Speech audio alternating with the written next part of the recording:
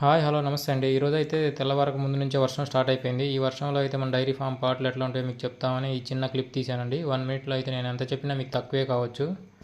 Morning లేవక ముందు నుంచే వర్షం అయితే దంచి కొడుతుందని చెప్పి మనం ఒక పూట బ్రేక్ ఇద్దామనే ఆలోచన నాకైతే ఉంది, కానీ నేను కానీ అట్లా బ్రేక్ ఇచ్చాను అనుకోండి, షెడ్ మొత్తం పేడలో కొట్టుకుపోతుందండి.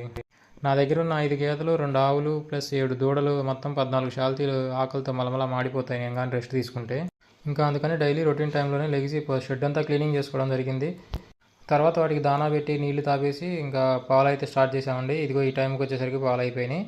పాలు తీయడం అయిపోయింది. మళ్ళీ పాలు మనం డైరీకి వెళ్ళి పోసి రావాలి. మళ్ళీ ఇదే వర్షం కానీ ఇట్లాగే కంటిన్యూ అయితే మధ్యాహ్నం సాయంత్రం 3 గంటల దాకా మనం మళ్ళీ వాటికి గడ్డి కోయాలండి. గడ్డి కూడా వర్షాలు కోయాల్సిన పరిస్థితి ఏర్పడుతుంది. ఇటువంటి వర్షాభావ పరిస్థితుల్లో ఏ ఇతర బిజినెస్లు అయినా సరే ఒక పూట కానీ ఒక రోజు కానీ రెస్ట్ తీసుకోవడానికి వీలు కుదురుతుంది. కానీ ఈ బిజినెస్లో అయితే కుదరదండి. దీన్ని అయితే బిజినెస్లో అసలు చూడకూడదండి.